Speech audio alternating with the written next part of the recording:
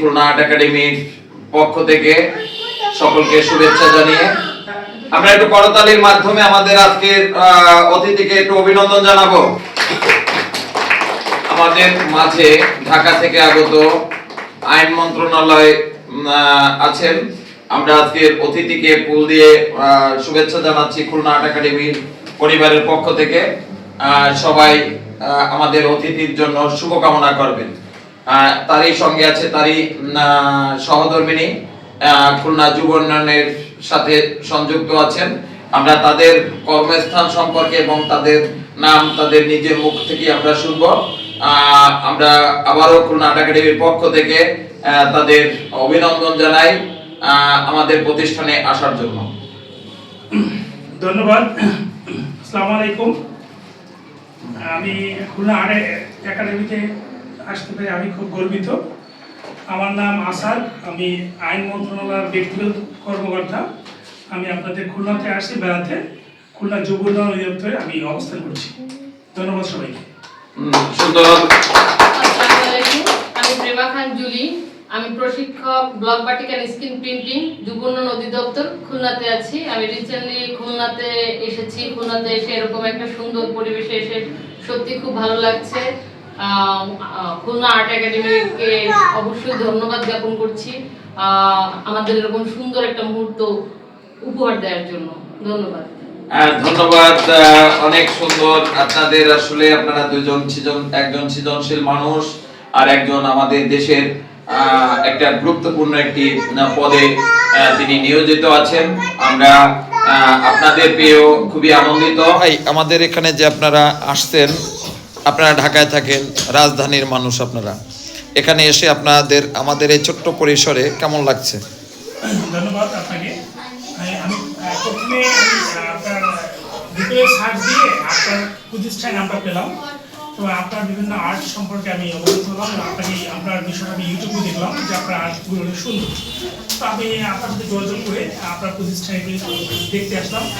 দেখতে এসে আমি খুবই আশ্চর্যজনিত যে এত সুন্দর সুন্দর আর্ট এখানে হচ্ছে এবং অল্প বয়সী বাচ্চারা, অল্প বয়সী মেয়েরা, বাবুরা এরা সুন্দর সুন্দর আর্ট করছে। আমার কাছে মানে এই আর্টটা দেখে এটা তো আপনাদের একটা কারণ খুবই এই ছবিটা দেখে এই ছোট ছোট বাচ্চারা ঠিক একই অবয়বে এরকম আঁকতে পারছে। এই জন্য আসলে খুবই ভালো লাগছে। আপনার প্রতিষ্ঠান এবং আপনার সুস্থতা দীর্ঘ কামনা করে আপনার প্রতিষ্ঠানের অনেক অনেক দূর পর্যন্ত চলে যাক। আমি সেই আপনার সাফল্য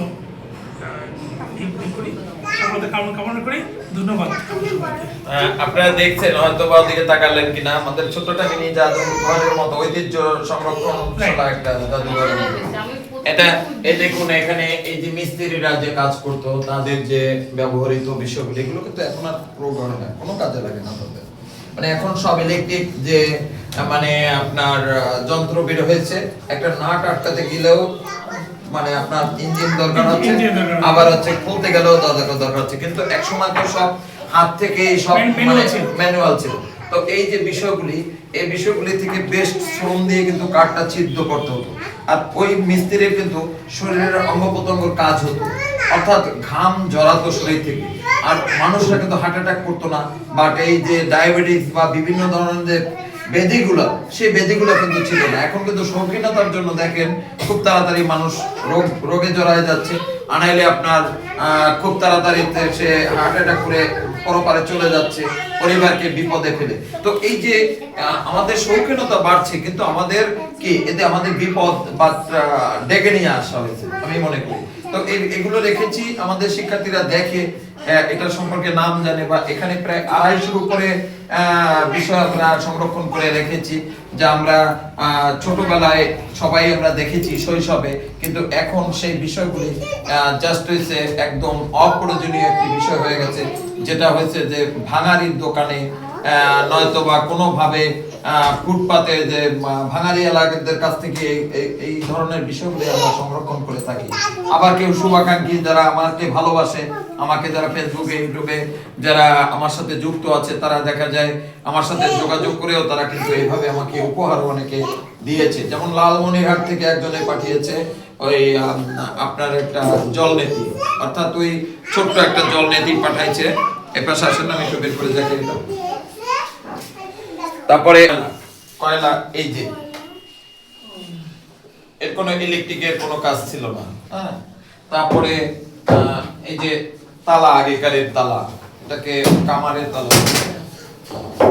তারপরে এই যে বিভিন্ন সময় ল্যাম্প। আর জলনেতিটা চেনেন কিনা, এটাকে বলা হয় জলনেতি,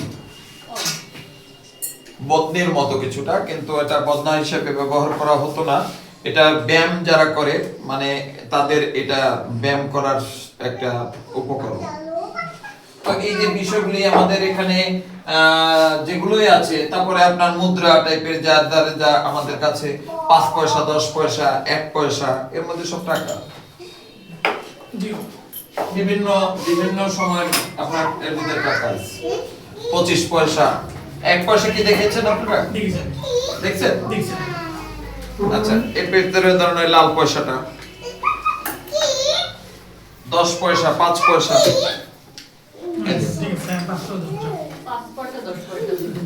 এক পয়সা দেখছেন? আচ্ছা, একটু দেখার সুযোগ করে দিন। এটা হলো 5 পয়সা, আর এটা তো 10 পয়সা। আমার সংগ্রহেও আছে। এটা এটা আমি দেখি। এটা 1 পয়সা। এইটা মনে হয় পাকিস্তানের। হ্যাঁ, পাকিস্তানের। এটাও আমার সংগ্রহে আছে। এটা পয়সা। তো আমরা চেষ্টা করি যে এই শিল্প সাধনাটাকে শুধুমাত্র ব্যবসার মাঝে আমি এটাকে ধরতে চাচ্ছি না। আমার জীবনের যে শৈশবে আমরা বই পড়েছি, যে আমাকে বিদ্যা অর্জন করার জন্য সহযোগিতা করেছে, তাকে এখন আমি কেজিতে বিক্রি করে দেব বা আমি তাকে ডাস্টবিনে ফেলে দেব, তা না। তা আমি তাকে মূল্যায়ন করার চেষ্টা করেছি, এবং আমার এখানে যারা আসে নবীন প্রজন্ম, তারাও দেখে অনেকটা তাদের ভালো লাগা প্রকাশ করে। এই বিষয়টা এরকমই টাইপের। আর আমি ভুলে যাই না, যে এইটা ভুলে যাই না, কারণ আমি মিলন, এক সময় মিলন ছিলাম, এখন চিত্রশিল্পী মিলন হয়েছে। তাই এই যে আমার অতীত, আমি যখন ঐতিহ্য ধারণ করব, আমি যখন শৈশবের ব্যবহৃত বিষয়গুলি আমি যখন সেটাকে ডাস্টবিনে ফেলে দেওয়ার আগে, কিন্তু আমার ওটা ফেলে দেওয়ার আগে আমার ভাবনাটা জাগবে যে এটা আমার ছোট যখন ছিলাম তখন আমার বাবা এটা ব্যবহার করত, আমার দাদা এটা ব্যবহার করত, আমার নানা এটা ব্যবহার করত। তখন কিন্তু আমি সেই তাদেরকে স্মরণ রাখতেছি, তাদেরকে আমি আমার হৃদয়ে রাখতেছি, যে তাদের মনে করা মানেই তো আমার হয়েছে, এইটা দেখা মানেই তাদের মনে করা, আর মনে করা মানেই তো তাদেরকে আমি স্মরণ করতেছি। এই ধরনের বিষয়। আমার বাবা নাই, কিন্তু বাবার ব্যবহৃত বিষয়গুলি আমার এখানে আছে। তাহলে আমি বাবাকে ফিল করছি সব সময়, যে আমার বাবা, এই বইটা আমার বাবার নৌকা ছিল। এই তাহলে যে নৌকা চালানো বইটা দেখেন, আমার বাবা চালাতো, এই বইটা তার ছিল, কিন্তু এটা আমার একটা বড় একটা স্মৃতি।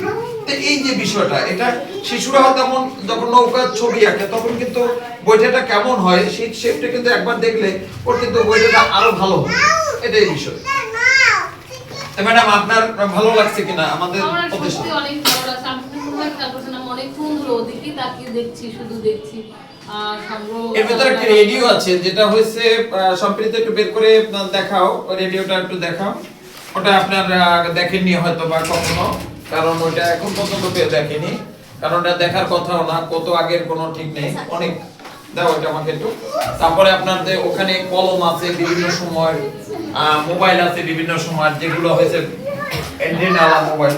এটা একটা ডায়েরি যুক্ত, একটা ডায়েরি দেখেন। যে ব্যবহার করছে হয়তো বা সে 1989 সালের আপনার এখানে দেখা যাচ্ছে, কিন্তু এটা আমি যখন কিনছি তখন আমি ভাবতেছি এখানে ছিদ্র ছিদ্র কেন। তারপরে আমি এই করার পরে এমনটা ধরে টান পড়লো, করে দেখলাম যে আসলে এখানে তো রেডিও আছে। তো ভাবলাম যে বাহ, ডায়েরির সাথে একটা রেডিও সেট করা, তো এটা খুবই ইউনিক আমার কাছে মনে হয়। আপনি কি দেখেছেন আগে কখনো? না, এরকম আসলে সচরাচর দেখা যায় না। আপনার এই ধারণা এবং অনেক সুন্দর, আপনার যে চিন্তাধারা আসলে অনেক সুদূরপ্রসারী একটা চিন্তাভাবনা। আপনাকে অনেক ধন্যবাদ, প্রতিষ্ঠান অনেক ধন্যবাদ। কিছু কিছু জিনিস একদম বাস্তবে হয়তো সিনেমা বা টিভিতে দেখা হয়েছে, কিছু কিছু জিনিস এখানে বাস্তবে দেখেছি। তো আপনারা সত্যি আবারও যখনই সময় পাবেন বা খুলনা আসলে আসবেন, আমরা আপনাদের পেয়ে খুবই আনন্দিত। যেহেতু যখন শুনছি ম্যাডাম একটা সৃজনশীল একটি কাজের সঙ্গে জড়িত আছে এবং রঙের সাথে জড়িত আছে, তখন আবার আরো ভালো লাগছে যে না, সে তো আমারই একজন সহপাঠীর মতোই আমার মনে হলো। তো সেইভাবেই আপনারা আসার আগ্রহ জানিয়েছেন, আমরাও অত্যন্ত খুশি। আমি আমার সহধর্মিণীকে বললাম যে আজকে একজন অতিথি আসবে, আমি যদি বাইরে থাকি তাহলে তাদের সেইভাবে করার জন্য, আপনাদের রিসিভ করার জন্য। তো সেইভাবে আবারও আমরা খুলনা আর্ট একাডেমির এই আজকের দিনটি 9 জানুয়ারি 2026, এই দিনটি আমাদের কাছে চিরস্মরণীয় হয়ে থাকবে এমন প্রত্যাশা করে আমি প্রণাম জানাচ্ছি সকলকে। আপনারা সবাই ভালো থাকবেন, যে যেখানে থাকবেন। খুলনা আর্ট একাডেমির পক্ষ থেকে সবার সার্বিক মঙ্গল কামনা করে আমাদের আজকের এই ভিডিওটি এখানেই সমাপ্তি করছি। সকলের সুস্বাস্থ্য মঙ্গল কামনা করে ধন্যবাদ।